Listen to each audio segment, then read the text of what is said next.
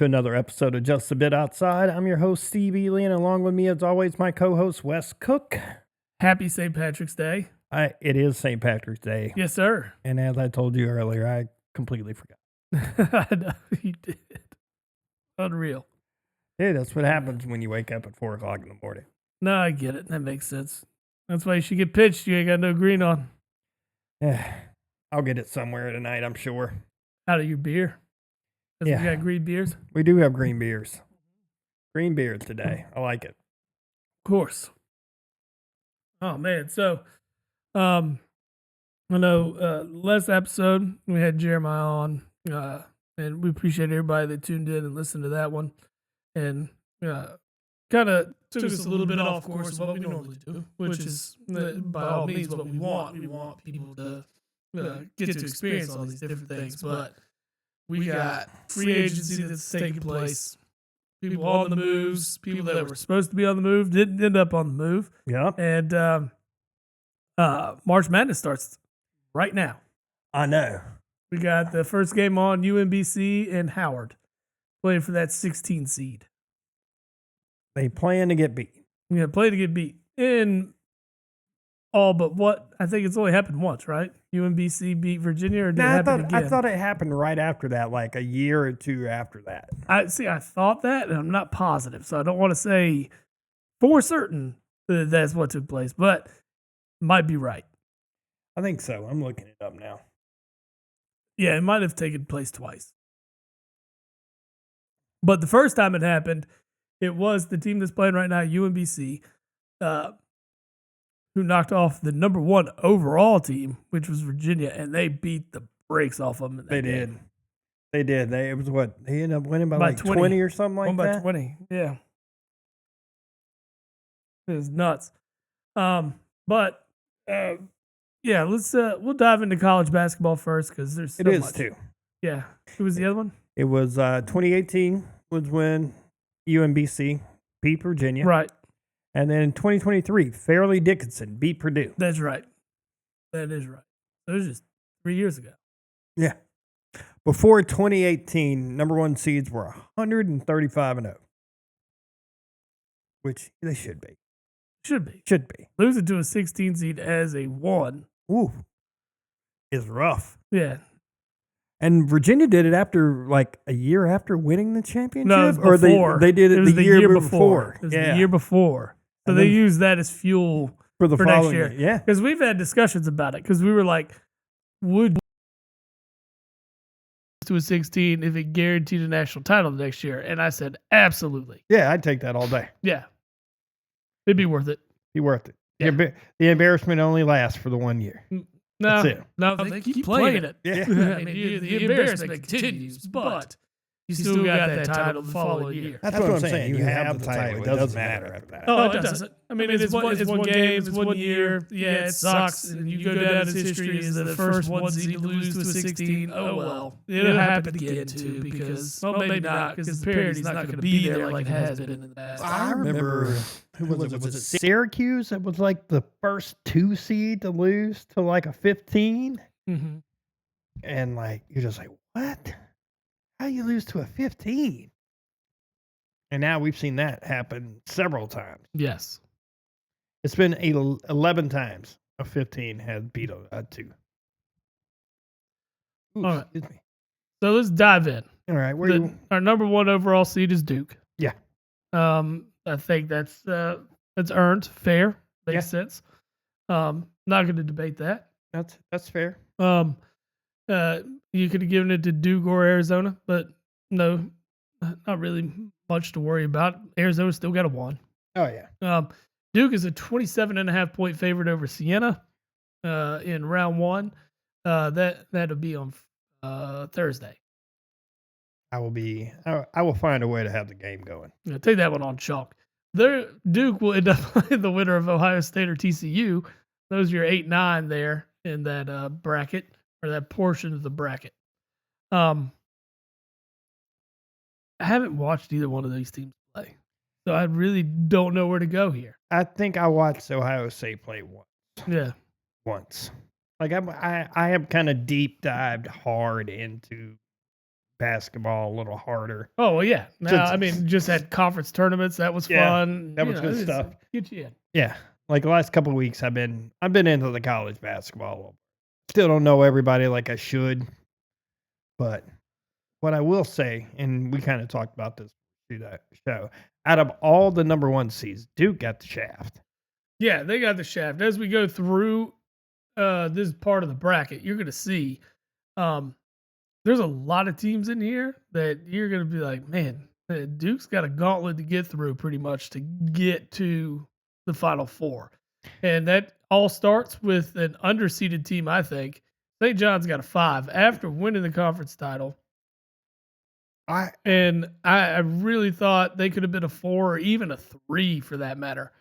I'm trying to figure out like where in this, how it works, how St. John's wins their Big East regular season, wins the Big East tournament, and they're still a 5.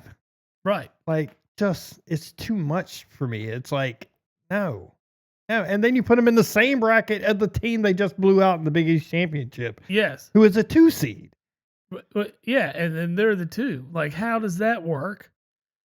That puzzles me. The other thing that puzzles me is Purdue was a 7 seed in their own conference tournament. They're a 2 seed in this thing. Because they won the Big Ten. That still doesn't make sense to me. I mean, They didn't deserve to be a 2 seed. absolutely not. No. Just because you go on a run as the 7th seed in your own conference doesn't make you a 2. You can't. It doesn't make sense to me. This bracket is full of stuff like that. Right, exactly. None of it makes a whole lot of sense. And I don't know if they just threw a bunch of shit on the wall and just hope it stuck and just said, hey, let's see what happens. Yeah. Well, I mean, that's what the tournament's going to do. It's going to shake out pretty quickly. It puts St. John's in that scary spot too, in that 5-12 matchup. And 12s are they're big. They win a lot more than any of the other underseeds. And they get Northern Iowa in the draw too. And Northern Right. Iowa is a very good team. Absolutely. They've yeah. been very good for several years. Right. No, Yeah. this isn't going to be a very easy game for St. John's. No. Yeah, you slide on down and you get the 4 seed. It's Kansas. Yeah. Kansas not having a great year, not a bad year, but by Kansas standards, this is a bad year. It is a bad year. They get California Baptist. I don't know who that is. Never heard of them, but welcome to the dance. Not gonna be too off-putting by this, but I didn't know they had Baptists in California. It's doesn't probably a different type of Baptist than what we got down here in North Carolina. I guarantee it's a different. Yeah. It is a different one for Yeah. sure. All right. Another one that is. I mean, we keep going down. This list is rough. You got Louisville as the 6th seed in this bracket, Yeah. and they're taking off South Florida, the 11. South Florida's nothing to scoff at. I watched one of their games in their conference tournament. They are fast, they're quick, and they're defensive. And that would be an exciting matchup at the 6-11 round. I have the bracket I filled out up in front of me. Oh, okay. I actually picked South Florida Good call. to win. I mean, pick against the Dirty Birds anytime, man. Go for it. I'm fine. Well, that's what I'm saying. I was like, I gotta pick one of these games somewhere. Well, yeah, you can't chalk it up. We know No. that's not going to be the case. No, it's not. Yeah. The 3 seed in this bracket, another Big Ten team, Michigan State. Yeah. They get North Dakota State as their 14. Oh, poor North Dakota State. Yeah. Like, I mean, legitimately, even Louisville, as the 6th seed, could get hot and go on a run and win this thing. Oh, yeah, absolutely. mean, they it can just- end up in the Final Four. It's just crazy that this bracket is. This Just one section. This bracket leads me to believe it's not going to be chalk. It also leads me to believe that Duke's going to have a difficult time getting out of it. Yeah. I think Um, looking at it, we'll finish it up as we go through. But like Arizona got the easiest draw. Oh yeah, when we go through that part of the bracket, I agree with you. There's think you only have 2 SEC teams in there, and you probably have the hottest SEC team in that bracket, but we'll get there. UCF is the 10 seed in this bracket. They get the 7 seed UCLA. Yeah. I watched UCF play in their conference tournament as well. Very good. They were hot in the game in particular they were playing that I watched. Doesn't necessarily mean they're going to continue that, right? I mean, they're a 10 seed for a reason. But this team has the ability to move forward at least until the round of 32, where they could potentially face UConn, who gets Furman as a 15 seed. Yeah, Furman is. Congrats on making the tournament, but you're going home way early. You think? Way early. You think UConn's going to come out? Yeah, UConn's winning that one, buddy. Yeah, they probably got their feelings hurt right now after that Big East title game. So. Yeah, I've got as far as mine is concerned right now, I've got Duke advancing, Ohio State advancing, St. John's, Kansas, South Florida, Michigan State, UCF, and UConn. Okay, so you got a couple upsets in there. Nothing crazy, but yeah, nothing crazy. All right, so at least you didn't go chalk. No. That's good. Yeah, I can't ever go chalk. Right down, yeah, no, because you know better. So we're going to dive into the South now. This is your bracket, or part of the bracket. As you've got Florida as the 1 seed. I think the winner of UMBC and Howard play. They play Michigan. They get Michigan? Okay, the winner of this one gets They get Prairie View or Lehigh. Okay, gotcha. Yeah, we'll just go ahead and move Florida on. Yeah. Arkansas did win the SEC. Arkansas is clicking like at the right time. This is typical for a Calipari team, though. Yeah. They can click at the right time. I've seen Calipari win a number of SEC titles and then suck in the big dance. So you have a lot of experience with that. Yeah. So the Arkansas team is hot at the right time. Let's see if they can continue it. Yep. And we'll discuss them when we get there. But Florida still a very solid team. They end up as a 1, rightfully so, winning the regular season SEC title and making the final of the SEC title game or tournament is also impressive in its own right. So Vandy beat Florida. Nope, you're right. That's right. They didn't make the final. Yeah, it was you're Vandy, right. It was Vandy and Arkansas. Yeah, because Vandy beat the brakes off Florida. Because Florida beat Kentucky, and then Todd Golden, who is an entire piece of shit, in my opinion. Okay. He runs his mouth. He's arrogant. I honestly, this is what I think. I don't think he's that great of a coach. I think he's got lightning in a barrel. He's got a good group of guys, but after this year, what's he gonna have? Because when you look at the recruiting, it's not matching up. He's just ended up with a good group of guys for last year and this year. And it's a magical run. I think Florida comes back to reality after this year. We'll see. But I just think he won a title. It's almost like when Hurley first did, and like Hurley started getting that arrogance about him. Yeah, but it's the same thing with Todd Golden. Yeah, Hurley went back to back, so the arrogance is it's definitely higher. No, I'm not saying Todd Golden's to that level by any means, but he likes to take his jabs at Kentucky, and I'm like, oh, you're gonna kick us while we're down. Okay, cool. We haven't had 3 starters basically the entirety of the year, but that's cool. The guys that we were shaping the nucleus of our team around haven't participated for our team all year. But yeah, you go ahead and do that. That's fine. Clemson and Iowa are your 8-9 matchup in this in the South. I like Clemson. I took Clemson in my bracket, and only because I've seen them play a little more. Right, of course. I haven't seen Iowa play at all. And usually I catch at least one Iowa game somewhere along the way. And I'll be honest, the Big Ten kind of just didn't really interest me at all this year for some reason.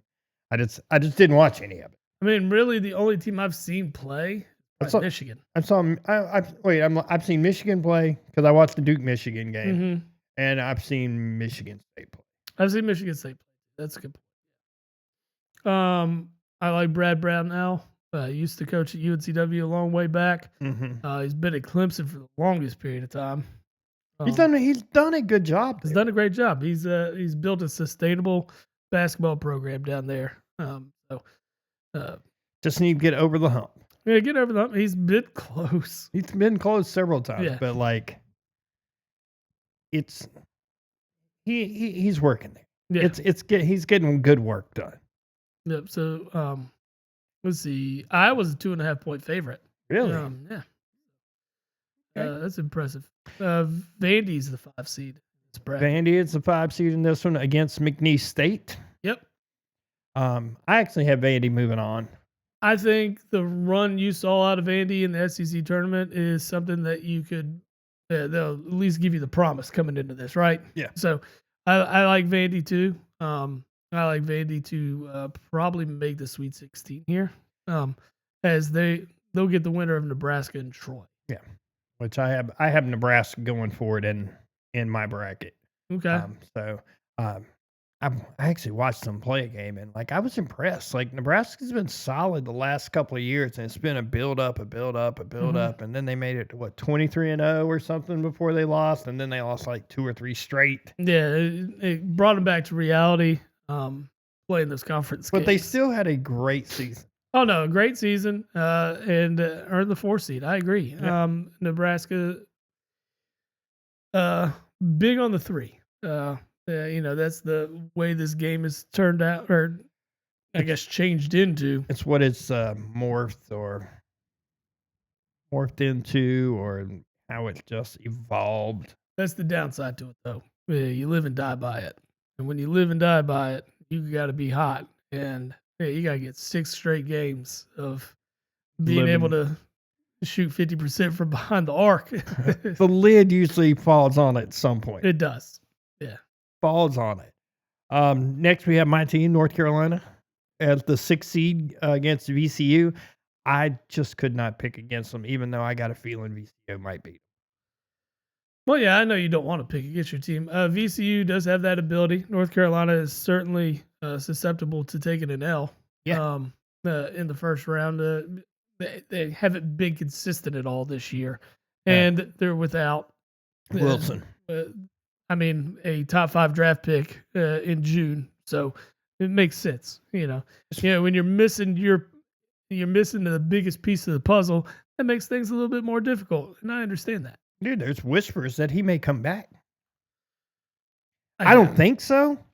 I don't think so. I don't know what in this world an NIL is going to do to hold you back from a top 5 contract. No, I get that. I understand that. But like there's rumors, like he even posted it on one of his accounts about whether run it back ?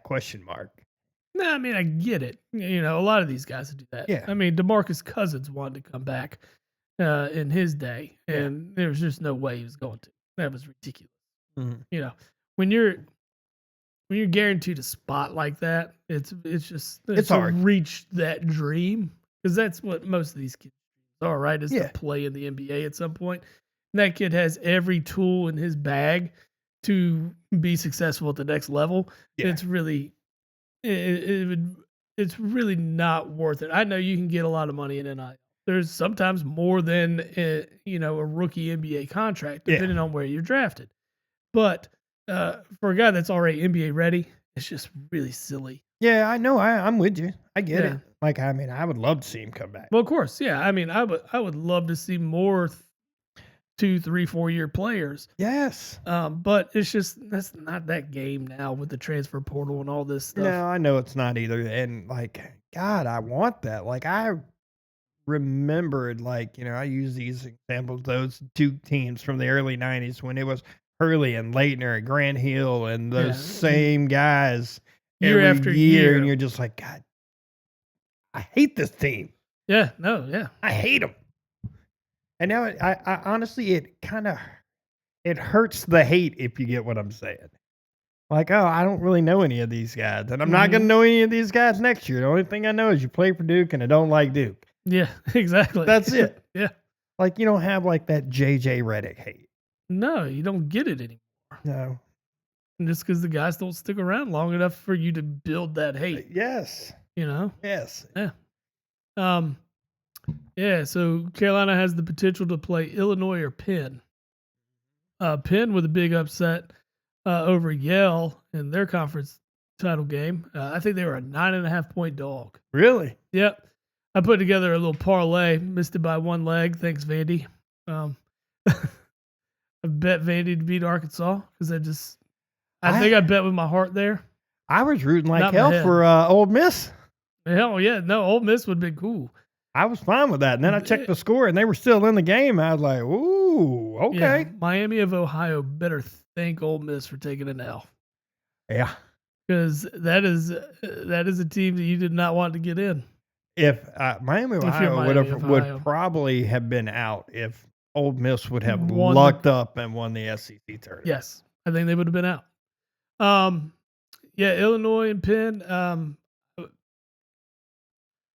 I mean, I haven't seen Illinois, so I can't say they're a 3 seed. So I'm assuming it's a good seed for them. I called a game. Like a deserved. They're solid, very solid number 3 seed. Okay. I still think St. John's is better.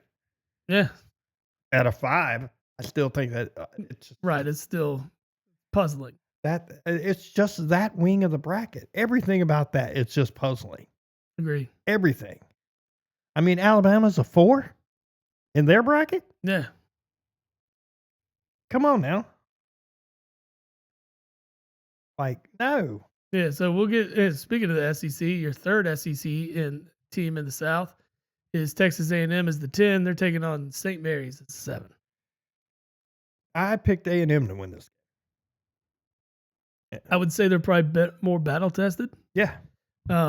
Just having to play through the SEC tournament and the regular season itself.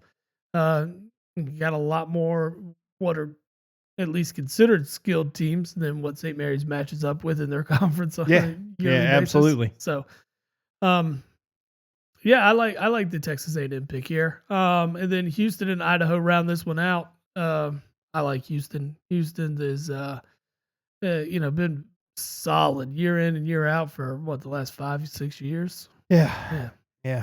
Sampson's doing a hell of a job down there. He's always been a good coach. He has been great. He did not do well at Indiana, but that was one of those.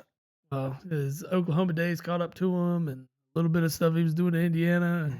Yeah, but it's still at the time he took Indiana. Was he the first guy after? He the first guy after Knight? No, Mike Davis was, wasn't he? Wasn't Mike Davis the first guy after Knight? Maybe. I think so. Maybe. But yeah, it's just like Calvin's done a fantastic job. Oh yeah, he's a great.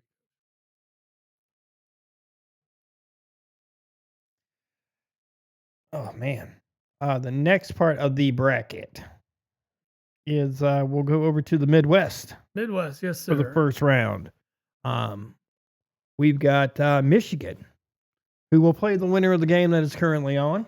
That's UMBC and Howard. I don't think it matters who wins this game. I think Michigan crushes. Yeah. I agree with you. I think either one of these teams, granted, great, they made it, but playing the playing game as a 16, that's a rough one. Especially to come in and have to play a very, very good Michigan. Oh, yeah. Yeah, by far. Michigan will have a test in the second round, though. They get the winner of Georgia and St. Louis as the 8-9 matchup. Both of those teams are very good teams. Yeah. Both of them. Yeah, Georgia's very battle-tested. St. Louis has sustained success and been pretty consistent throughout the entire year. Yeah, they have. So I like that matchup alone. Georgia's a 2.5-point favorite, but I think that one's tight. You could pretty much take either one, but either one of them will play Michigan well. Yeah, I in my bracket I took St. Louis. St. Louis. Okay. Yep. Then you have Texas Tech as the 5 and Akron as your 12. Ooh. Another 5-12 matchup. Texas Tech looks good. Texas Tech does look good. I've got Texas Tech advancing. Two MAC schools making it like this is kind of weird. Mm-hmm. Usually they're just a one team conference. This was the one team in the MAC that could hold a candle to Miami, Ohio. Yeah. I guess UMass could too, if you want to say it. But Yeah. I mean, Miami, Ohio got in for what they did during the regular season. Right. They're only one of only a handful of teams ever go 31-0. Mm-hmm. And it's hard to say. I'm glad they put them in because, you rewarded them for what they've actually done. Granted, they can only play who they play, but I saw a list of teams they tried to schedule for this year, and everybody said no. Yes. Like there was teams they tried to play teams. They tried to put a decent schedule together, and everybody said no. I don't know why they would say no. And to me, it'd be when Florida. It probably worked out in their favor though. Oh yeah, 100% did, because they still make the tournament. Mm-hmm. Granted, not a great strength of schedule. What did we say? 265 or something like that? It's awful. Awful. 0 quad 1 games. Yeah. They were 2-0 in quad 2 games, and I think their 2 wins were against Akron, I believe. One was against Akron. They only played Akron once, I believe. Who was their other quad 1 win? Or quad 2? Not positive. I had to dig into that one. Yeah. But yes, those are.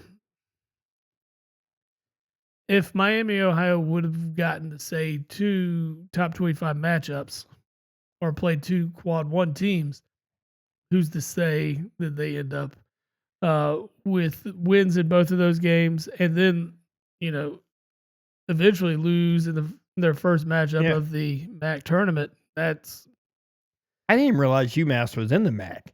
I didn't either. Did not even realize. I was like, when did that happen? God only knows. I was pretty sure you were in the A10 at one time, right? I thought that's where you were, but apparently not. This part of the bracket has 3 SEC teams in it as well.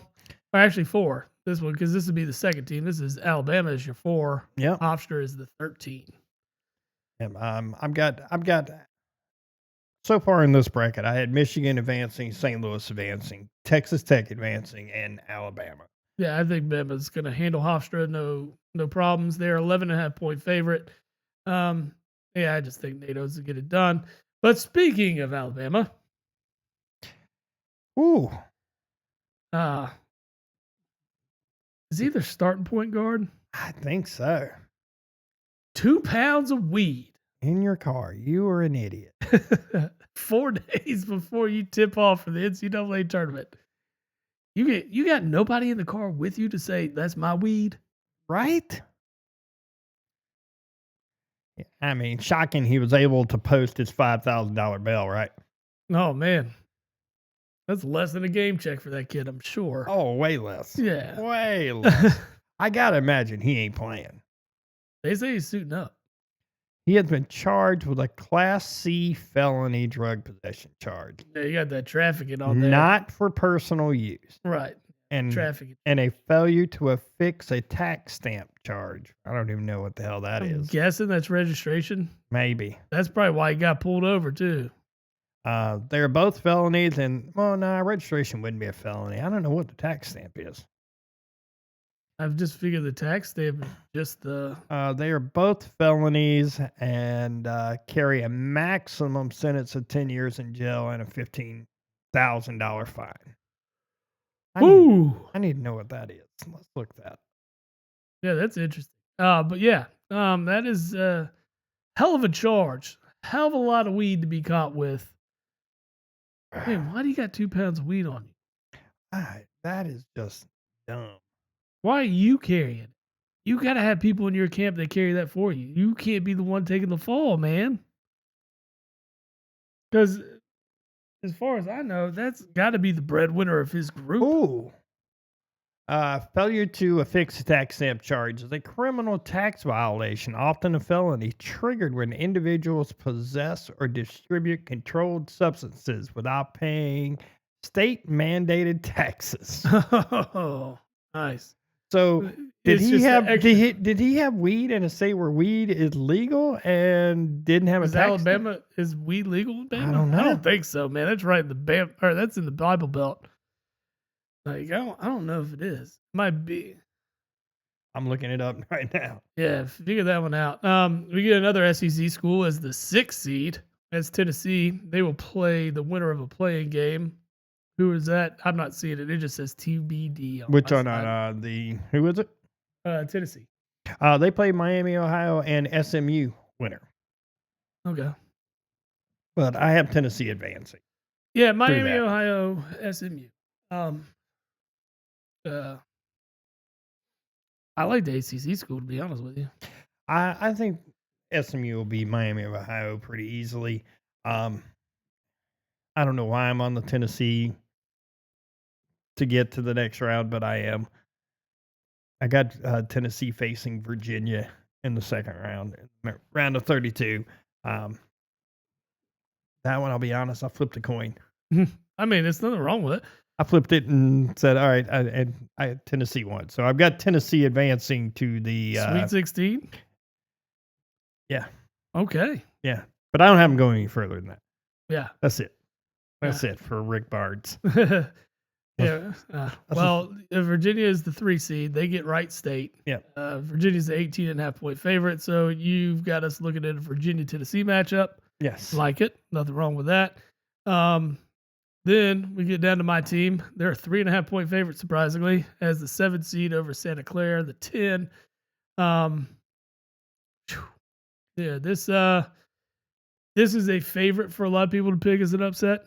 Rightfully so. Kentucky has not been great all year, but it does come back to what we've been dealt with injury wise and players availability throughout the year.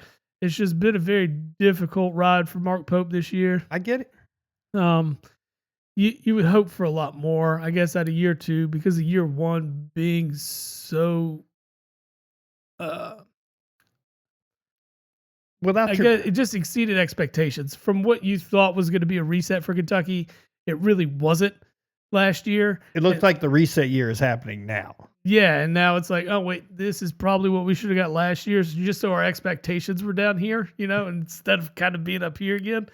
But I'm still with Pope trying to figure it out. There's a lot of times on the sidelines he looks a little lost. He doesn't make a lot of adjustments to necessarily eliminate some of the bad things that you see going throughout a game. Yep. And just to correct those things and just to put players in the best possible position to be successful. So I think those are things that can change as he grows a little bit. But this is where we're at. I would simply pick Kentucky here because I'm biased as hell. But I will say I like that if this was the part of the bracket to be in, I like this part of the bracket. Yeah, they got a lot of teams they're familiar with here. Kentucky being the 4th SEC team here. I'm not sold on Iowa State being a strong number 2 seed, but that's who they would match up to play in for the Sweet 16 and a potential rematch against Tennessee.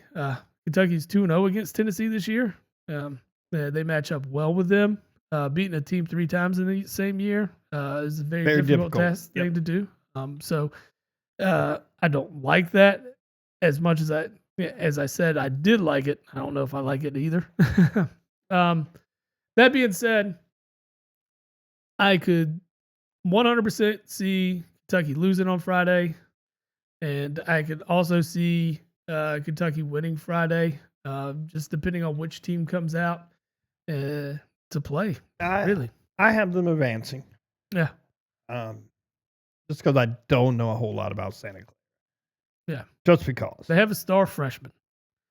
He can shoot lights out if he gets hot. Which teams, these kids that don't get a whole lot of TV time throughout the year, they tend to get hot here. They make a name for themselves in this tournament. There's a reason it's called March Madness. Oh, it's the dude from St. Louis. Yeah. What's his name? Villa. Mm-hmm. and he's still there. What is it, Baby Jokic? Yeah, baby Jokic or Kareem Yeah. Abdul-Jabbar. Yeah. Cream. I mean, there's a lot of good nicknames for the big white kid. Oh yeah, Iowa State and Tennessee State round this one out. Iowa State, I'm guessing I'm they're a gonna huge favorite. 24.5 point. Yeah, Yeah. So, doesn't mean anything in this tournament. You still got to take each game at a time. But I think Iowa State is obviously good enough to move forward. I like Iowa State. Then we got to go back to the West. Yeah. I moved us over without hitting that. Yeah. So we got Arizona as the 1 seed, of course, over there. They get Long Island. They are 30.5 point favorite. Arizona has been one of the top teams from the beginning of the year all the way throughout. I like Arizona to advance, obviously. Yep. They get the potential, or they potentially get Villanova or Utah State. Yeah. Villanova, surprisingly, essentially the third best team in the Big East this year. Yes. Beat everybody else but St. John's and UConn. I'm sure they lost them somewhere else along the way. It just wasn't those losses, but they were the third best team in the Big East. Utah State's really strong. This is another one that I kind of like flipped the coin on. I picked Utah State to go to advance here. Okay. These 8-9s are just always the hardest for me to pick. Right. Utah State is the favorite. They are a 1.5 point favorite. Really? Mm-hmm. Look at me. Yeah.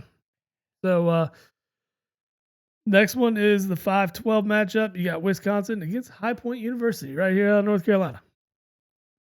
Yeah, the Fighting Tubbies, where they used to be. That's where Tubby Smith went to school, coached a period of time. There's a couple two different tenures there. I feel like Rick Barnes went to High Point. I think he's from like Lenore, yeah, I think that he's area. From so yeah, he I went think, right. I think he went stayed to at High home. Point. Yeah, I think that makes sense. Yeah, wouldn't surprise me. Yeah, Wisconsin, they've been very inconsistent this year. Very inconsistent. So very. They've put up some good games and then they put up some duds. What's the spread on this game? Wisconsin's a 9.5 point favorite. Really? I like the 12 here.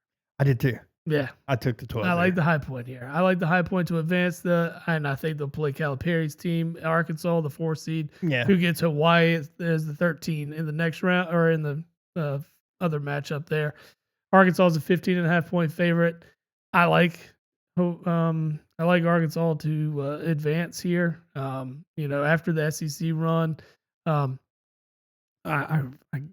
kind of like seeing an Arkansas Arizona matchup out west in the Sweet 16. That'll be very interesting. Yeah, it will be. It'll be very interesting. The 6th seed in this one's interesting. You get BYU. Yep. You got one of the best players in college basketball this year on that team. Oh yeah. So this will be interesting to see what BYU can do. Got potentially the number 1 pick in the draft. Yes, absolutely. Especially with all the stuff going on with Peterson in Kansas and stuff. Like I'm not going to say his play is causing him to lose. More of his mindset. It's his mindset and everything else that is his actions. That is drawing like the ire of people. I mean, his talent is ridiculous. I have no problem with his talent, but like the attitude is just not what you want to see. You don't want that as a professional franchise at all. Well, I saw an interview the week that he was trying to essentially taking himself out of the game, and then AJ from BYU, or is it AJ? Yeah, it's AJ Dybonsta. Abasa or something like that. Dybonsta, I believe. Yeah. Anyway, that was going on. In the same week, there was a game that AJ played a like 42-minute overtime game or something like that. 42-minute, 43-minute. You want the guy with the motor and that wants to be out there. And they were talking to him about it. He's like, I'm sure it's because they were asking him about playing all the minutes and stuff. And he's like, I'm sure they don't really want me to play, and I don't really want to play this minute, but I got to do what I got to do so we win basketball games. Yeah. And if it takes me playing this much time, then that's what I'll do. Yeah. And I'm like, that's the attitude that Peterson needs. 100%. You need to lay it all on the line. Yes. Instead of conserving yourself throughout a year. That's ridiculous. Well, Caleb, Caleb Wilson said when they played together on the McDonald's All American team, he never passed him the ball. Yeah. Never. What? Come on, bro. It's an all-star game. Everybody's supposed to get in it. Yeah, it's supposed to be fun. You're not like no one's watching your defense, I promise. Yeah, no one's playing defense in that game. It's No. just like an NBA All-Star game. Yeah, 100%. Nobody is playing. Yeah. There's a reason those scores are in the hundreds. Yes. Yes. Yeah. Yeah, but let's see. But yeah, it's BYU against Texas, winner of Texas or NC State. Yes. I don't really know who's going to win the Texas NC State game, That's going to be a good game. but I do have the winner of We get that that game one. advancing over BYU. I don't know if there's anybody on Texas or NC State that is going to stop It's AJ on that team. it's not about stopping him. Sometimes it's all right, cool. You do whatever you want. We'll handle everybody else. I know, but this guy can take over a game. Oh no, and I I believe think being on this stage, I like BYU to advance. I mean, I'm not. I just one of my guesses. No, I mean, all of it is right. Yeah, it's all really, guesses. really. There's no way. The only places I'm not really guessing are the one seeds, and I'm not guessing there. No, pretty much none of those. Yeah. Gonzaga is your 3 seed in this bracket. They get Kennesaw State. I wish Gonzaga wasn't beat up. They got Mhm. some injury stuff going on. I think they still roll here Mm-hmm. easily. I think I like a Gonzaga BYU second round matchup. That could be a very interesting game. Yes. Um, Little West Coast flavor on that one. yeah, Yeah. I like it. I like it a lot. A lot of West Coast or a lot of West side of the country teams Mm-hmm. out there, which I thought was funny. I'm like, oh man, you let Hawaii stay at West, but you know, couldn't send them somewhere. Send Arkansas across the country. Yes. Yeah. Sent St. John's across the country. Like, I think St. John's, like, that part of the bracket is being played out west, too. If I remember correctly. I could Yeah. be wrong. But, Your 7-10 matchup is Miami and Mizzou. another SEC school, another ACC school. Mm-hmm. This would be a good matchup. This is a coin flip. Miami's a 1.5 favorite here. Just to throw it out there, Kentucky did beat Mizzou in the SEC tournament. So Yeah. I took Miami to win, I like Miami too. to advance. Miami played. I watched the Carolina Miami game, and like Miami just showed me some stuff. Granted, that was a game that didn't have Caleb Wilson in it, but Miami just looked better. Yeah. They played. They just outbodied Carolina inside. It was kind of weird to watch. I don't think Basir played that game either. So like they were smaller than they normally like to be. Yeah, Purdue's the 2 in this bracket. This is the last matchup we've got. Purdue and Queens. Is that Queens College out of Charlotte? No, I don't. I think so, man. Is it? Queens University. Where's it at? They're in the ASUN.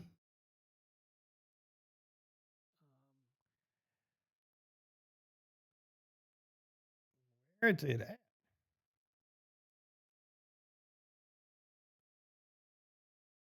Yeah, I think it is the one out of Charlotte. You're right. Look at that. The Royals, huh? Yeah. Okay. Hmm. That is interesting. Well, they are from Charlotte. Yep. Like Purdue to advance. Here's one of my, I guess, what you would consider an upset by just looking at the seed line. I think Purdue doesn't make it to the Sweet 16. I've got Purdue making it to the Sweet 16. I like Miami to beat Purdue next matchup. That's not bad. You marking this down for you, and then we can battle it out. We can go back and listen to it. But just to round out this, let's give a prediction here to start everything. What's your final 4? My final 4, very chalky. Very, very chalky. All ones? I have Duke, Houston, Arizona, Michigan. And that's what I have. What are you looking? What are you thinking? I like Houston out of the South. I'll agree with you there.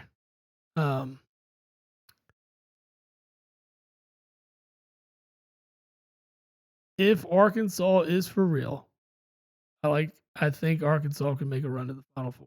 I want to get outside the lines of the ones and the chalk. Dude, I was trying to too, and it's Yeah. just so hard. Like I do like Arizona. I love the consistency. I'm not saying anything against it. I think if it does come down to Arizona or Arkansas, give me the winner of that matchup for the Final Four. guess where I didn't know this until last night because I had to look it up, or this weekend because they were Because talking. Acuff is the deal. They were talking to the Arizona coach. He is a Mark Few disciple. Oh, He was an assistant at Gonzaga for like 20 years. okay. That's where he came from. Because in the interviews there, because he was on one of the tournament shows Yeah, and stuff, sure. And he was talking about it, and he was like, yeah, coming from Gonzaga, we're usually by this time of the week we were sitting down doing nothing, kind of trying to scout and figure out, oh well, where are we going to be, who we going to be playing. Mm-hmm. And I'm like, really? What's all the Gonzaga stuff? And then I looked it up and realized he was like the assistant until he got the Arizona job. Wow. Okay. So, I mean, I just thought it was weird. Like, I was like, yeah, what are you talking about Gonzaga? How many few disciples are there out there in head coaching? That's the only one I know of. The same. But who knows? He's doing a fantastic job. Starting a new train. Not train. A new tree? New tree over here. New Yeah. tree? Yep. Yeah, but it was just like, okay. So anyway, you like the potential of Arkansas coming out of the West. I'm not against it either. Like I've got Arizona beating Arkansas in the Elite Eight. Right. Or that's to Sweet 16. Sweet 16. Yep. Yeah. I just say if it's that matchup, I like the winner of that one to come out of there. I'm gonna say Arkansas. I think Cal has finally got him clicking a little bit. They're all healthy. Acuff, that kid he's phenomenal. I think this is clearly the weakest of all the brackets. Mm-hmm. And me personally, I think Arkansas being a 4 in this bracket is weird. Yes. Like I don't like the seeding at all for a lot of these. Yeah, I would probably even swap like Gonzaga and Arkansas as a 3-4 here. Yeah. That way you have the potential for like an Arkansas or Purdue matchup or whatever. But then you hold off that matchup of Arkansas and Arizona for the Final Four match. For an Elite Eight. Yeah, for an Elite Eight matchup to go to the Final Four. Yeah. You go over here to the East. Like I said, I don't think it's going to be Duke. I think can Duke do it? Absolutely. This team is very talented. Want to go on a whim, throw St. John's as an option, but it's always UConn too. UConn, when they're hitting on all cylinders, they're a tough out. But as St. John's has proven, it's not. Maybe they're not a tough out. I don't know what it is about Hurley there's just something about him that just rubs me the wrong way. Oh, you know what it is. He's arrogant as fuck. Yeah, I mean, we all know what it is. I just don't like it. I don't like his attitude. I actually have them losing to Michigan State. Okay. In the Sweet 16 round. Which that's another thing here. I think Michigan State could very well make it out of here. Dude, anybody in the top 5. Yes. And honestly, Louisville at 6 could get hot and go on a run. They very much could. I mean, I am hoping not, but they very much could. I think this portion of the bracket has more teams that could make the run than any other section of the bracket. Correct. Yeah. And for Duke to be the number 1 overall seed, they got shitted on. They did. They got a very tough out here.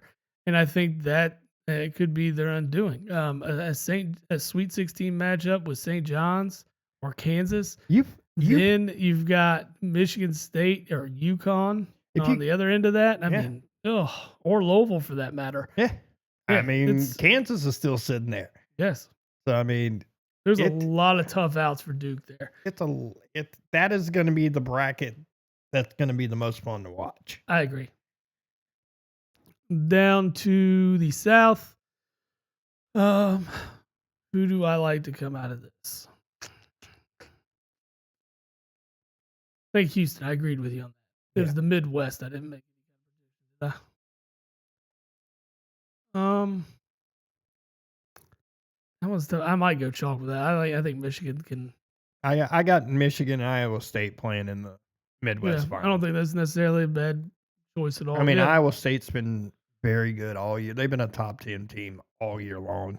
yeah, I mean, their problem is they've had to play like Houston and Arizona, Arizona, and yeah. you know. Tough draw. Yeah, Michigan. I would take Michigan there. So Okay. Michigan, Arkansas. God knows what it is out of the East, and then yeah, Houston. Yeah, it's hard for me to pick Duke, but I've seen them play a lot. No, I get it. Seen them play a lot. I'm not trying to take anything away from them. I'm just saying It hurts me as a Carolina guy to say Yeah. I think Duke. But once we get to the Final Four, things get a little changey. Yeah, I think my final. I'm going to say Michigan, Houston. I've got Arizona and Duke. Yeah. With Arizona winning. What I've got. Fair. I just want to take it a little bit off the beaten path. I don't want to. I don't like chalking it up. Although it's not necessarily always a bad thing either, right? Because those do come to fruition at times. So I hate chalking it up. I mean, we had what 2 years ago, we had like all 4 number 1 seeds make the final for the first time in a while. And Yep. you're like, what? It's going like, oh look, chalk actually was right. I'm like you. I hate going chalk all the way around. I have to pick like I just find a game and I'm like, I'm just gonna pick this team. I don't care. There's always an upset somewhere. It's always that 11-6, 12-5 matchup that there's always something going on. I honestly don't think 10-7 is that big of an upset. no, it's not. That's the next closest to an 8-9 matchup, right? So Yes. it's not really an upset in that. No, it's when not. You can't call it that. It's when you get to the 6-11 and the 5-12 matchup. Yes. Those are your upsets. 4-13s, which don't happen very often, but they happen. Let's say Houston takes it up because I don't think I wouldn't be shocked. No, not at all. All right. shocked. All right, we'll move forward. Maybe we should get some good feels first. I'm down with that. Down with some. Good Feels is a cannabis seltzer that you can get at getgoodfeels.com, and they offer a new era of refreshment crafted with high quality natural ingredients. These beverages provide a consistent, enjoyable, uplifting experience perfect for any occasion. And you save using Jabba the Pod as your promo code at checkout. I like it, sir. I like it. Yeah. Oh man, still can't believe that. How do you get caught with 2 pounds of weed and still get to play? Well, this is Alabama. This is what they do. It's a true. They had a dude deliver a gun to a murder and let him play. Yeah, that's true. Someone calls you and says, "Hey, bring me my gun." What do you think that means? Means I'm gonna shoot somebody, Exactly. or I'm at least gonna wave it in somebody's face. Right. I'm like, come on now. We know what's happening. This is the same team. This. Yeah. What's sad is I like Nate Oates as a coach, and then every now and then he just does something that's just like, what are you doing, dude? Yeah, man. It's You have ridiculous. no moral value. No. You are like win at all costs. Yeah, the morals are not there. And I clearly remember saying on this show that like, a few years ago before like all the stuff kind of came out that, we were talking about like better when I was complaining about Hubert Davis, and I'm like, fuck, I would take Nate Oates in a heartbeat. And now I don't know if I would. Yeah, I don't know if he it's just that I don't think he's going to get a lot of looks at other schools because of these types of actions. Yeah, I mean, I think that kind of eliminates him as an option because we say that, but every coach gets redemption at some point in I mean, time. look at Rick Pitino. Yeah. It's there. There's opportunity. Dude, it would not surprise me if they ran the table. Like, that would not be a shock for me to see if St. John's won it all. No, not at all. Wouldn't be a shock. I wouldn't be shocked. And then you gotta kinda put it on him as he might be one of the greatest coaches of all time. To win with 3 different schools, even though one was vacated. Yeah. But, I mean, he Already been to the Final Four with 3. yeah. I mean, he's the only coach to take 6 teams to the tournament. Every place he's coached has made the tournament. Yeah. Impressive. I knew when he got the Iona job that was not gonna last long. No, that was the stepping stone to get back to New York. To get to the big job, to Yeah. get to another big job, and then St. John's come calling. I'm like, I kinda like that. Well, he's a New York guy. It's perfect. It's He a fits there. Yeah, yeah. It's if there was a coach for a spot, Yeah. it's that Him head and St. coach for John's. that spot. He fits it. Yeah. All right. Free agency, Oh, man. trades, everything. Let's talk about the trade. The new year of the NFL has officially started. Let's start off with the trade that didn't happen. Yeah, I mean, that's the biggest one, right? That's what everybody wants to talk about. I find it absolutely crazy. Buyer's remorse, 100%. I think they realized they could get Hendrickson on a cheaper deal On a cheaper deal and for free. keep draft picks. Oh, yeah. When they knew he was interested and they could sign him, They were which talking. they eventually did. They were talking to him the same day that Crosby was in the building. Right. Well, because that's what the plan was, right? That was the plan. When they made the trade, they were stoked. And then they're like, oh, shit, we gave up 2 first-round picks. Yeah. Hold on. Can we go back to free agency real fast and just take a look and see what's out there? Because everybody knew Max Crosby had surgery. Yeah. I mean, it wasn't like this wasn't known. The thing is that Max and everybody else is talking about, like, he's hitting all his benchmarks Yes. for recovery. So backing I out think he's because he exceeded failed them. a physical when you knew he had knee surgery. Right. You wouldn't have made you wouldn't even have thought about the trade any other way. Exactly. Yeah, it's just crazy. Just crazy. I mean, Baltimore it's some of the stuff they do is just shiesty. I mean, they got you guys. Yeah. The Jair Alexander deal. Yeah, They did. knew he was contemplating not playing. Yeah, and no, man, he's healthy, good to go. And then he played what, one game? He didn't play a game. Didn't play a game, and then he Didn't play a didn't decide he was going to retire. Yeah. Yeah. After what they get, a 4th round, 3rd round? Yeah. I was like, what? So we got the salary back, Yeah. which was nice. But where's the draft pick? Yeah. Like the draft pick should be compensated because it was a 4th or 5th rounder for him. Yeah, I knew it was somewhere up there. I knew it wasn't a first or a second, but I knew No. it was like a 3rd or a 4th, somewhere in that range. Yeah. Like, so that draft pick should essentially be given back because that's shady deal right there. That's shady dealings. They But guess knew. who's not dealing with the Ravens anymore? Any owner. No, any GM. I gotta imagine nobody is. Yeah. I definitely know Philly's not. I definitely know Vegas isn't. No. Like, they are done. I mean, Vegas moved him thinking, hey, now We got all this cap space. and started spending money. They spent money too. I mean, you want to talk about some winners in free agency, at least on paper, the Raiders did well. The Raiders did well. Did really well.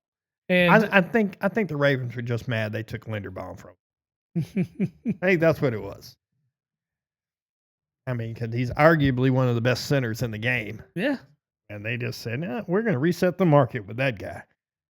Which, good on him, he did. I mean, he's making the high. He's the highest paid center of all time now.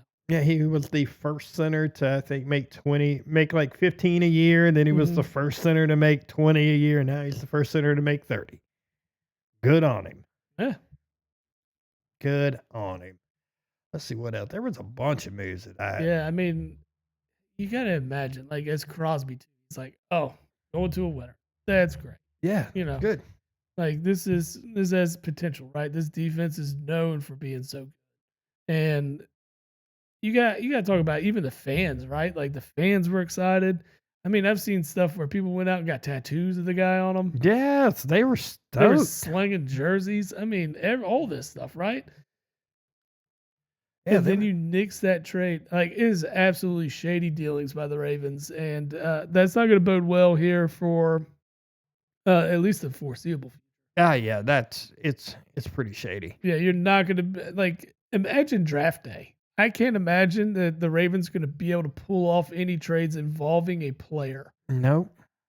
whatsoever. Nobody's trading with them on draft day. No, I can't imagine they would either. those two things that just happened. I mean, one of them just came out because of the Crosby thing, but those two things. I mean, yeah, that's just bad business. Yeah. What do you think about the Chiefs acquiring Justin Fields? Am I? I mean, I think Justin Fields has potential to be a good starter given the right situation. Yeah, I think he's going to a fantastic place. Yeah, give him the opportunity. I think they're not going to have to change the offense too much for him. No.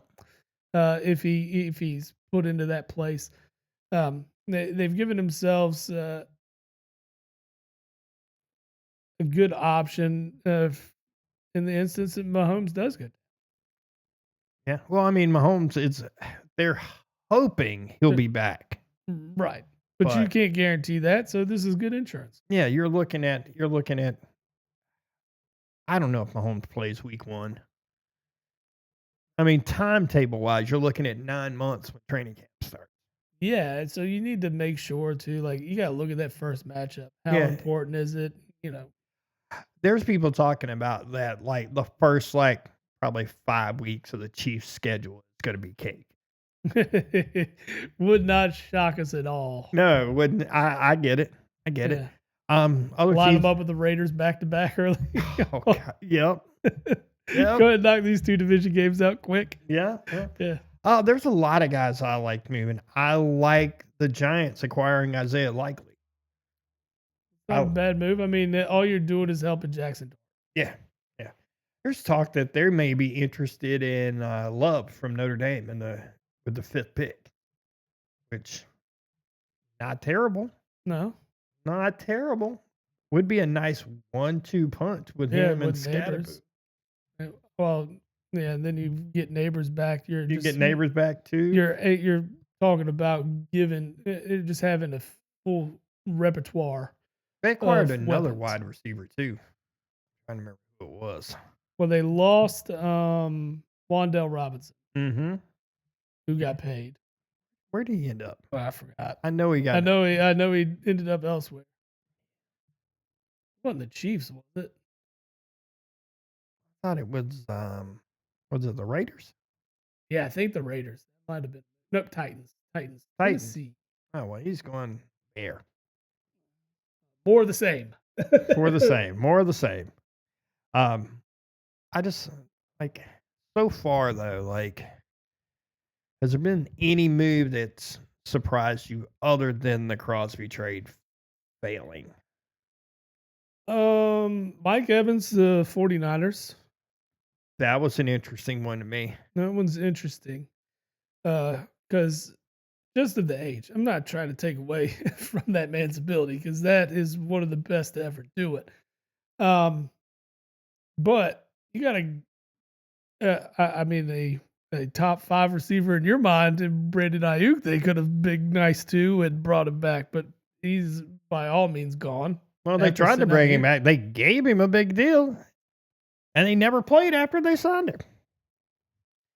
And then he's not rehabbing and stuff. Then they're are not showing up to the facility. I mean, that's like a top 5 wide receiver to me. What the fuck is that shit? I think that dude's getting ready to be out of the league. He was. He has the talent. He doesn't have the mental capacity to keep his shit together, apparently. You're telling me and Bob are right. I'm telling you, you're right. All right. So, yeah, but no, that's interesting. Very interesting move is Mike Evans leaving Tampa Bay. I thought he had a pretty good situation there. I just don't know if they were up against the cap to re-sign him. I didn't think his deal. It's not a huge deal. No, it's not a huge deal either. But I think San Francisco deal. I know it's a 3-year deal, but I think it's front loaded pretty hard. Mm-hmm. But I mean, I like it. I like the move. Yeah. Wasn't a fan of Reed Blankenship moving on. He went to Houston. That hurt. That was one I would have liked to keep around. Just the safety. Yeah, he was a leader in the locker room, a leader on the field. He was consistent. Yeah, he played. Yeah. He was available, Yeah. and he did a good job. And the dynamic between him and Cooper DeJean, that one hurt. I knew there was no way we are going to be able to bring back Nakobe Dean. I do love the fact that he spit in the Cowboys' face on the way out, went to the Raiders. Yeah. That was sweet. Even the Cowboys giving him I think a more lucrative deal, if I'm not mistaken. Yeah, and he was Or like, "Nah." nope. He's like, I'm gonna go to the Raiders. So I appreciate that. He'll be a bird for life just for that move alone. Also helping us win a Super Bowl, of course. Um, let's see. You I- guys, you all traded somebody. Yeah, I'm looking now. I mean, Romeo Dobbs went to New England. Yeah, I think that's when they realized AJ wasn't going to be an available piece for New England. Yep. That just wasn't going to happen. And I don't think anybody really truly understands that the only way it would make sense for Philadelphia to deal him is to get draft compensation for him. Yeah. It's not player for player here, right? You can do player for player if you're going to deal somebody on a rookie deal. Yep. And they can't, because the Eagles are going to have a dead cap hit regardless if it's before June 1st or after. Ain't nobody. And it's not worth it. So the only way to justify that dead cap hit is to bring on more rookie deals. Yeah. And that means you're going to have to give up a young, talented guy, or you're going to have to give up draft compensation. And it's going to be hefty. And as you see, some of these wide receivers move and sign elsewhere. I mean, the deal we saw today that took place. Yeah. Jalen Waddle going to Denver.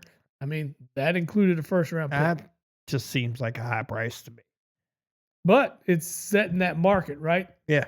It lets you know that AJ Brown is going to be worth the price tag that the Eagles are asking for. Yeah. And if you truly want him, you got to give up what's being asked. You got to come off of it. I agree with you. And I do not blame Howie Roseman one bit for putting such a high price tag on it because of what it is. Regardless if AJ Brown wants to be there or not, I don't give a shit. You're under contract, and you're going to figure it out. Yeah, but you can have guys that. And I truly believe that AJ Brown wants to be there. There's just, there's so much bullshit reporting that goes on from just the minuscule fake websites to people wanting to just have clickbait and engagement on their shit. Yeah. It's just annoying. The thing is, though, wide receivers are just finicky like that. They're just diva-esque like that. Come in and check out the new offense. Let's see how it goes. Apparently, everybody is loving this guy. I mean, you got to give it a roll. Yeah, but we'll know within a couple of weeks. Yeah, we'll see what week 5 says. Yeah, we'll go from there. If AJ has 500 yards receiving and 10, 11 targets a game, he's gonna be happy. He'll be happy. Yeah, you don't have to worry about him. Yeah. I think the Panthers have done a lot of good work. Yes. Shoring up some spots that they neneeded help in. Yeah, I mean they definitely overpaid for Jalen Phillips. He had a good year with Philly. I would have liked to bring him back, but probably for about $10 million a year less. I feel like this is a case of overpaying somebody. I think he would have got a good deal regardless. I don't know if he would have got that deal. Yeah, I mean, I think sometimes you'll see the smaller market teams like that too overpay for that talent. Well, that's what they needed. They needed a pass rusher. You just need this guy to stay healthy. Yeah, and that's going to be a big thing. Yeah, lining him up next to Derek Brown. No, this is. I mean, he's a good piece. He's a good, solid player. I liked him. I would have loved for Philly to bring him back, but like I said, that price tag it was too much to compete with, and the guy went out there and earned that his payday, and he got the bag. So good for him. But Yeah, that was one that I thought we would be able to bring back. I just didn't think that market was going to get that high for him. So it's understandable, and Yeah. how he's going to do how he thinks. Um, we'll see how it goes. We still, I mean, if you look at Philly, just on paper, I mean, an edge rusher is a necessity here. So I'll be interested to see what draft day brings. I mean, my thing about the Phillips thing is, you get a guy, a 26-year-old edge rusher, You're getting who him in his prime. getting him in his prime. He's solid. I can't believe they were able to get Devin Lloyd from Jacksonville too. Hmm. That's a huge deal. Yeah, A huge deal for them. Of course, they added Kenny Pickett, Super Bowl champion Kenny Pickett. he is. He actually took snaps in that game. But I mean, I just like what I've seen from that. I think those are good changes. Got all the Super Bowl experience you need. They also got John Michie. Yes. All right, I thought you were pretty solid at wide receiver with some of that stuff. It ain't the wide receivers you need to be worrying about. You need to protect Bryce Young. It's the protection and the guy passing the ball. But man, yeah, the Packers they've made a few moves, nothing super crazy. Same thing with the Eagles, right? Yeah. There's nothing out there that's I mean, other than screaming, "Oh, this is it." The best move they got was Woolen from Seattle, Yeah. and to pair up with Quinion and Coop. I mean, that's a that corner that what corner position's locked up out there in Philly right now. what about what do you think about Walker signing with the Chiefs? Um, it lets you know where Isaiah Pacheco is. Well, he's gone. Yeah, well, I know, but I mean, it lets you know what they thought about it, right? Like they're gonna go off and give this guy his bag. I like the pickup of Walker. I think that's kind of what they miss. I think they've relied so much on Mahomes that they haven't really, even Pacheco was more of like he could run the ball, don't get me wrong, but he's more of a hey, we're putting you in, we'll hand you the ball some, but we want you more as a pass catching, back. yeah, pass catching back. And I think teams are wising up in that, like, oh, Kansas City's not running the ball; they're going to throw the ball. Yeah, but I just feel like I don't know. I mean, I like the move, but at the same time, I feel like you could have gotten a solid piece in the second round. You probably could, but you've got a known quantity, known. Yeah, you got a known Super Bowl winning MVP Yes. to come on board. I mean, yeah, that's not a bad thing. No, it's not a bad thing, and you got a guy that you can hand the ball off 20 times a game, Hmm. and he's gonna get you yards. Fair enough. Gonna get you yards. You don't. I mean, you can get running backs in the second, third, fourth round. You can get them, Yeah. but you never know what exactly. You know True. what you're getting with Walker. No, you're gonna get a strong workhorse back. You'll be fine. Yeah, absolutely, absolutely, sir. Oh man, just the free agency stuff was just it's still going on. There's still people making moves. There's Oh yeah, I mean the Broncos made the move for Waddle today. I mean you're seeing deals that are just taking a little bit longer to work yeah, out and show up. yeah. It's trying to put it all together. The Broncos are making moves to try to improve their team. I like the addition of Waddle. Oh yeah, I mean the 1-2 punch with Cortland Sutton, You're getting Waddle's great. Yeah. you're getting Knicks more weapons, and that's great. You already got a very good defense. Hmm. I mean, you can kind of stand pat on that right now. Um, Offense isn't terrible. They do struggle from time to time. There are some spots. I think Denver led the league in most 3 and outs, which sounds crazy for a team that was the number 1 seed Yeah, in the AFC. he could have had with the Eagles probably. I thought they would have been leading the league in 3 and out. Nah, yep, it was. I'm pretty sure it was Denver, but yeah. I mean, other than that, let's see. There's guys still out there. free agency market as of right now. You still got Juwan Jennings is still out there, which I'm surprised they didn't bring him back. I was shocked that Alec Pierce got. He got a huge deal. Yeah.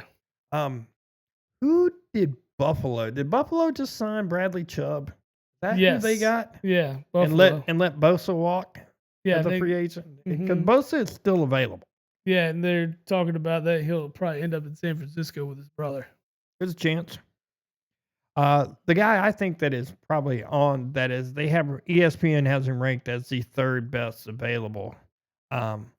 I do not think this guy is playing this year, and that is going to be Stephon Diggs. Yeah, I don't think he's going to. I don't think he's going to play Yeah, this he's year. still out there and available, so He's still out there and available, but he's got some stuff got a that lot to he's- deal with. that he's going to be dealing with. You still got Aaron Rodgers out there. You still have Kirk Cousins. You still have Debo. I mean, there's David Njoku is still out there. Yes. I Yeah, and you see that Goddard signed a deal with the Eagles, so it's another destination less for Njoku to end up. yeah, I like Njoku. I think he could be very good. Depending on who he's got throwing the ball to him.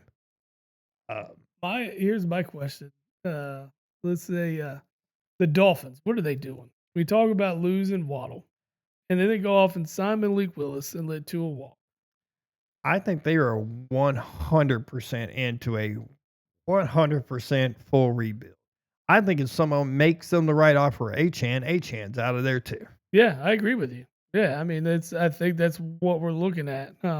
But as Malik Willis, do you think those discussions were had with him when he's like looking, yeah, you can come in, you can be the starter. We're going to get rid of Tua, but we're not looking at a rebuild. We think we can win now. Like if you're told that you sign and then you see him ship off your best remaining target. Your best remaining target. Yeah, I don't know. That just seems crazy to me. Yeah, I mean, they're definitely in rebuild. That's where they're going. agreed. It's just holy smokes, dude. They've got like I think I saw $150 million in dead cap money Oof. from Well, the Tua deal, and Hill and everything they've done. Waddle adds to it. Chubb adds to it. Like it's just crazy. Like half of their salary cap is dead money. yeah, maybe that's why you got to be in full rebuild. Yeah, you saw Kyler Murray get moved to the Vikings. That'd be interesting. Well, not moved. I mean, he got released and signed a 1-year deal with the Vikings. I would have signed him too. I like the move. I mean, they're only paying him like $1.3 million. Well, yeah, because the deal's being eaten by Arizona. Yeah. So Arizona's eating that money. I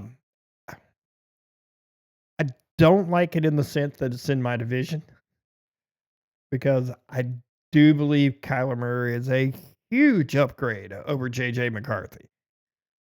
I mean, Carson Wentz was, and he was already in the building. Yeah. Yeah, but I don't think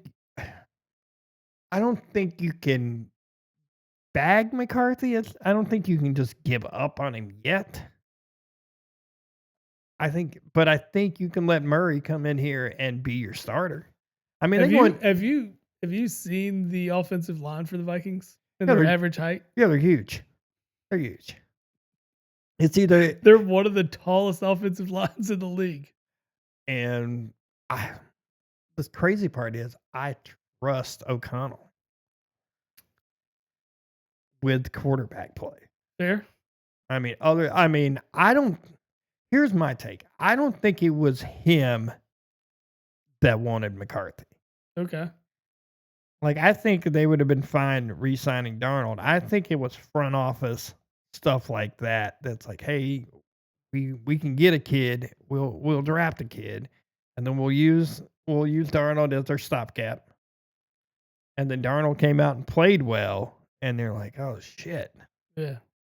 what do we do now? We just drafted the kid that's supposed to be the heir apparent Then thrust him into action before he's ready. before he was ready. Yeah. Because he spent his entire rookie year hurt. He couldn't practice, couldn't do anything. Yeah. You know, he's essentially treatment the entire time. And then, like, you know, last year was essentially his rookie year. And, you know, we have the same opinion. I have no problem sitting a guy that I drafted in the first round. None. No, not at None.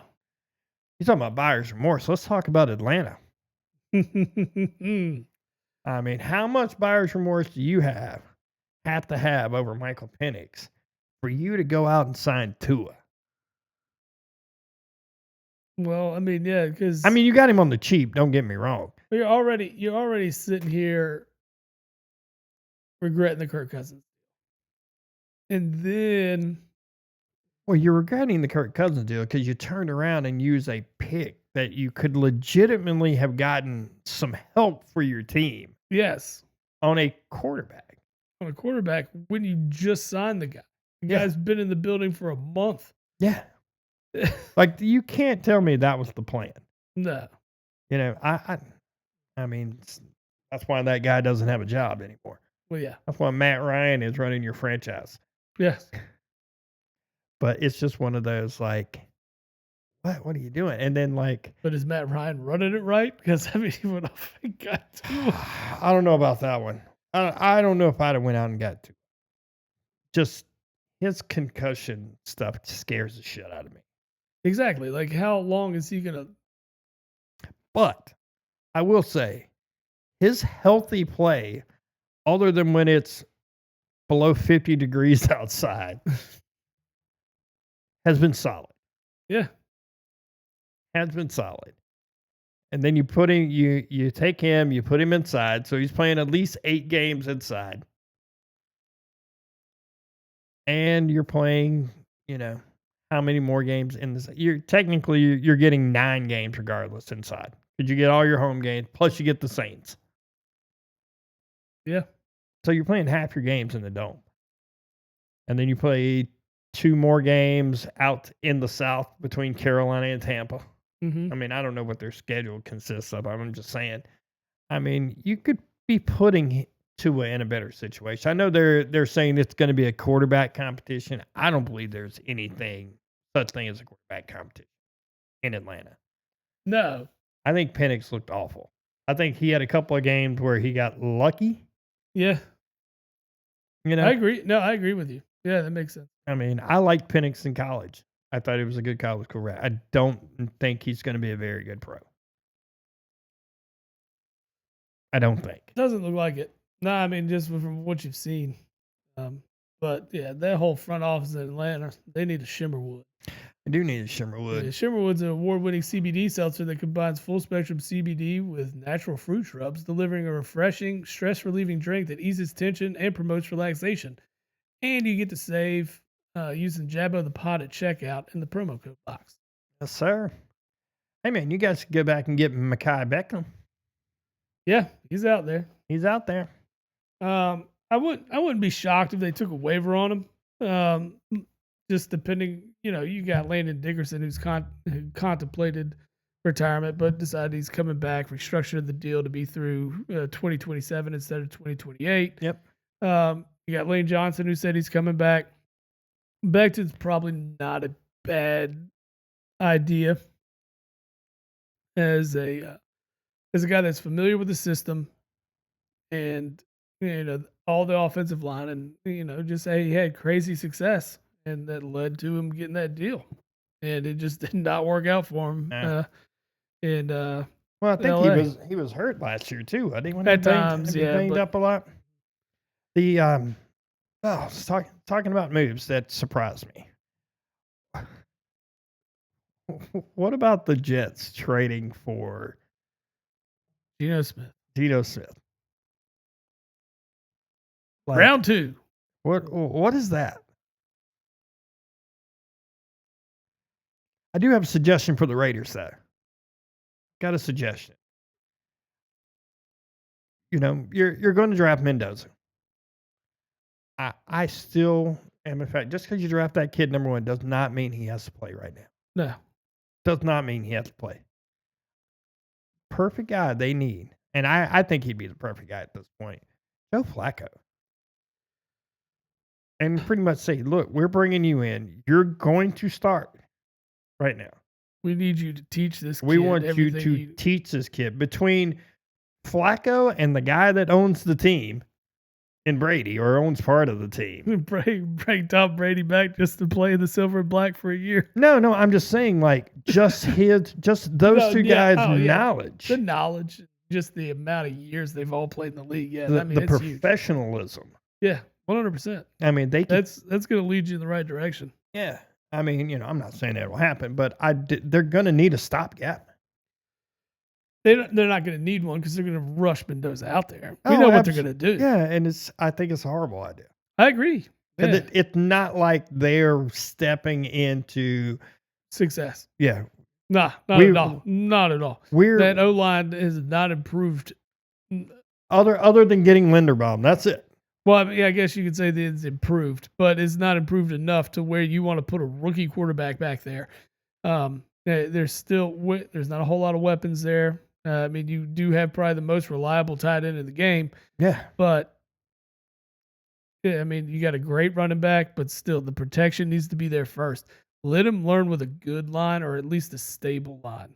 Yeah. Yeah, that's kind of why I like the Flacco bringing him in starter.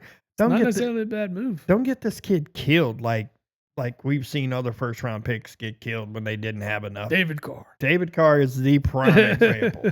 The Houston Texans. Tim Couch killed that kid. Tim Couch got killed in Cleveland. I mean, there's a lot of guys that have done it.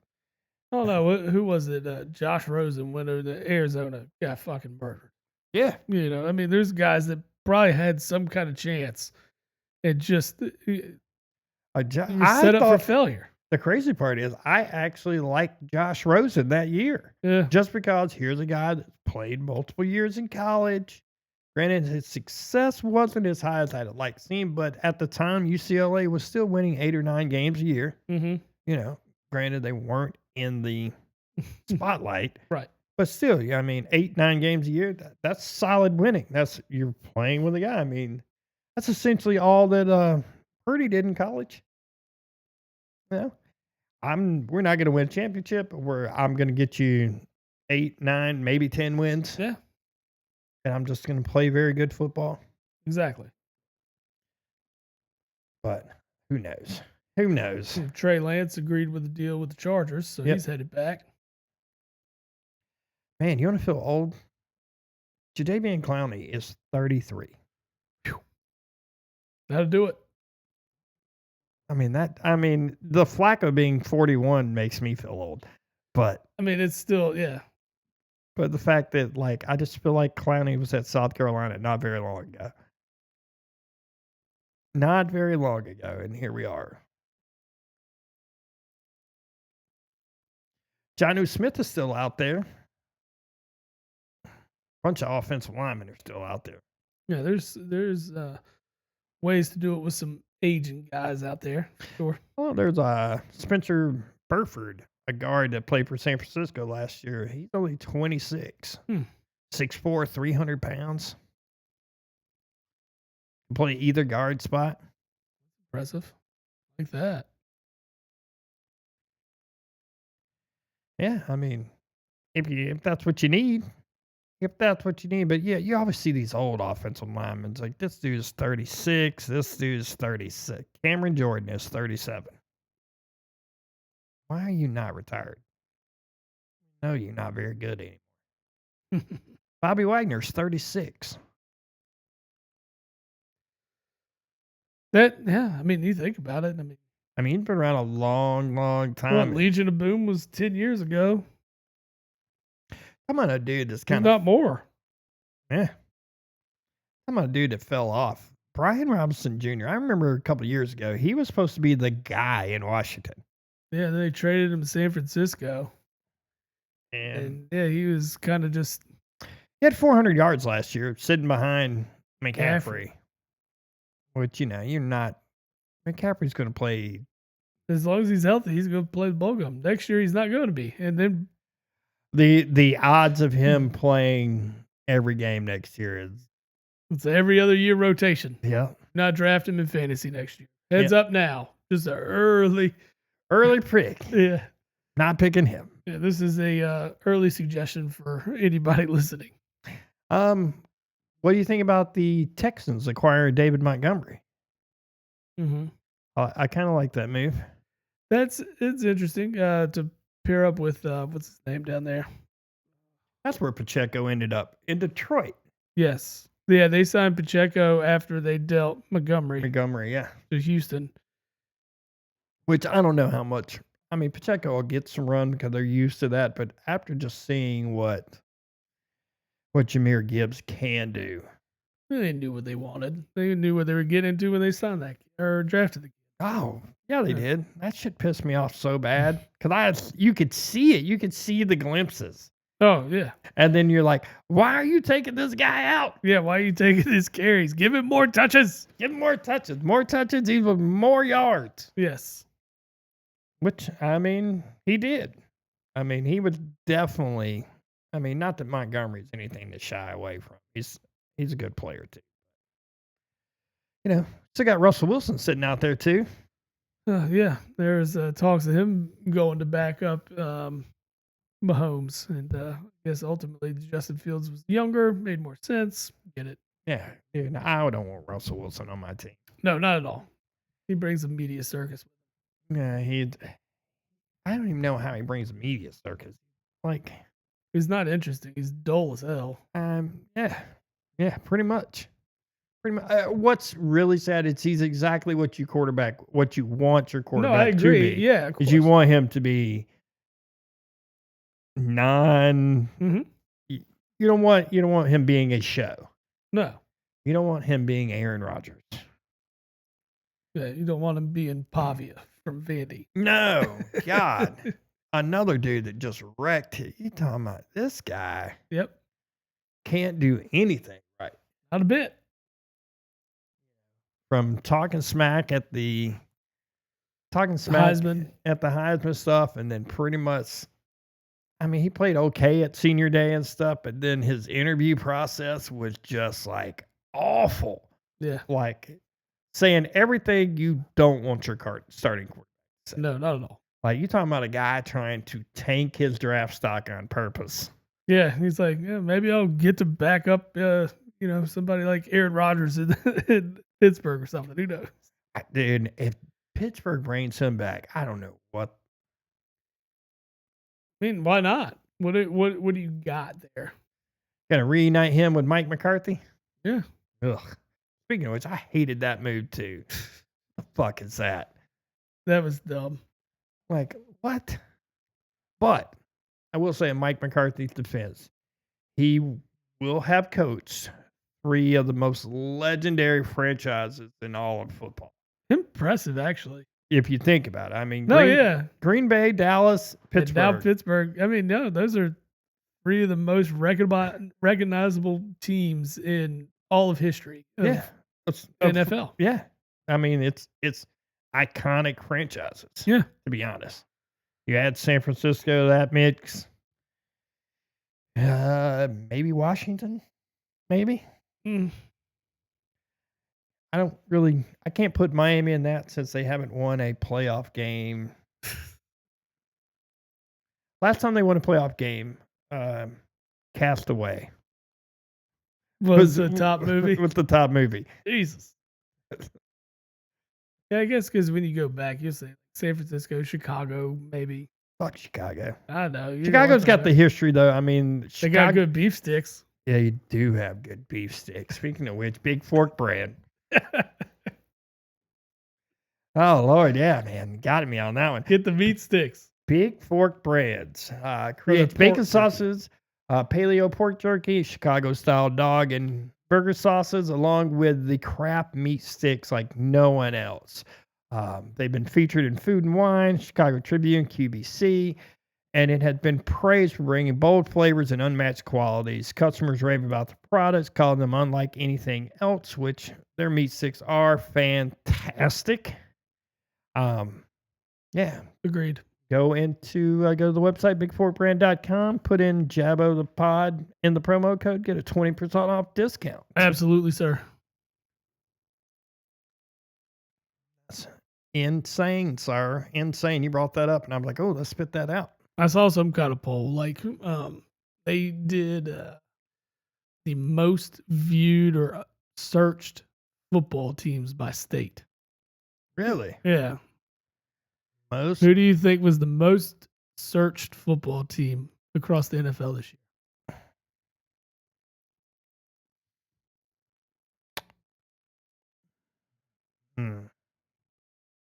I don't want. What says? I don't think it's Green Bay. Not. I don't think it's Philly. Really? It is Philadelphia. Really? Yes. Interesting. I was surprised. I was.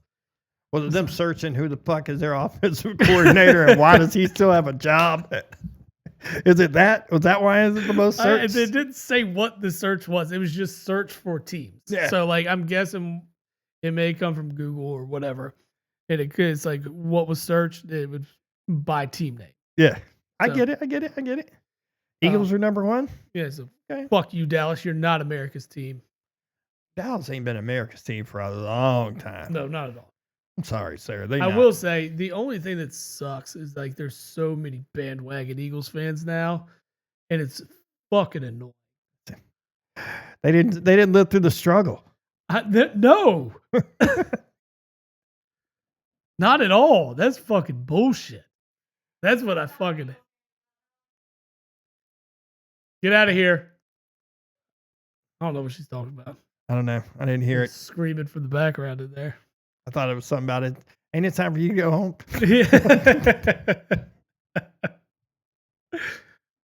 Man, yeah. I'm fucking tired of them. Ah, dude, I've been tired of Dallas since the 90s. Yeah. But I'm more talking about like the bandwagon fans, the guys, Oh, yeah. the people that didn't live it. Like they all hop on and say, yeah, I'm Eagles fan, because we've won 2 Super Bowls here recently. Like, I mean, like the Chiefs and New England fans over the last 10 yeah, years. those, like, now we acquire them, and it's like, no, motherfucker. Go haven't away. You go lived back this- over go- there. Yeah, go back to cheering the Chiefs again. Like, I'm sure you still got that Mahomes jersey hanging up in your closet somewhere. Right next to that Brady jersey. Yeah, right next to the Tom Brady jersey. Like those fucking assholes, man. They didn't live it. They didn't. They don't know the struggle. Right. Like they don't deserve that at all. Yeah. Yep. And my dad for Christmas year bought Taylor and my niece's kids all like official jerseys with like their names and stuff on the back of them. And he got Taylor a Kelsey jersey and put her name on the back of it. And I'm like, that's cool. That's fine. I'm fine with that. Whatever. I thought he was going to retire too, but apparently he's coming back too. Yep, he's coming back for year 14. I mean, he's only making like 15 million or something like Oh, that. no. I you know, But he's about to marry the richest woman in the world. she's up on the list. I don't know if she's the richest. Probably not, but I'm just saying. Like, I think she's worth $1.8 billion. Yeah, the richest woman in the world, I believe, is Jeff Bezos' ex-wife.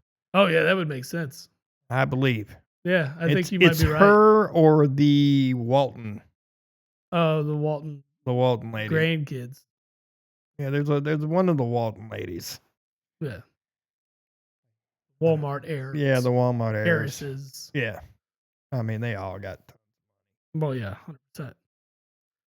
Crazy that little old airport in Arkansas that has direct flights to every major city, and it's only because of Walmart. 100%. That's it. Some little podunk airport in the middle of nowhere, BFE, Arkansas. That makes sense. I mean, because they're probably have everybody that comes right into Little Rock for. Yeah. Is it Little Rock? Is that where their office is? I think it is in Little Rock, if I'm not mistaken. But yeah, that's either Walmart Little Rock country. or Fayetteville. One of those two. Ugh, both awful places. Arkansas Sure. itself is awful. I've only been through there one time, and it was Never been, never want to go. it was it was so bad for us that, you know, I told you when we drove out to Vegas that we had planned on stopping in Memphis, Yeah. and then they're like, "Yeah, let's just keep driving." And then we were like, "Yeah, fuck Arkansas." Yeah. And then we stopped in Oklahoma. Way better option. Yeah. Yeah, no, we're done with that. We're done with that. Oh, brother, you wanna wrap this thing up? Yeah, let's wrap it up. We're gonna wrap it up with an ad from Old Glory. Ooh, Yeah, you speaking about your uh you can your get you can go get your bandwagons Eagles customized stuff. yeah, that your customized jerseys and shit. Anyways, Old Glory offers over 300,000 items for music, sports, entertainment, and pop culture fans, featuring officially licensed merch from iconic bands and top sports teams. Discover Okay. your perfect fan gear and save with the exclusive discount Jabba the Pod at checkout right there in that promo code box. Awesome. Yeah, man, it's been a good week. We got caught up quick. Um, feel like we got some covered. Yeah, we won't be back later this week. It'll be sometime Yeah, early sometime next week. Might be Friday next week. Who knows? Whatever works out for the schedule, we'll Yep. make it happen. But it's time to drink some more green beers and celebrate St. Patty's Day the correct way. Yeah, the correct way, sir. Yes, sir. See See you next week. you next week.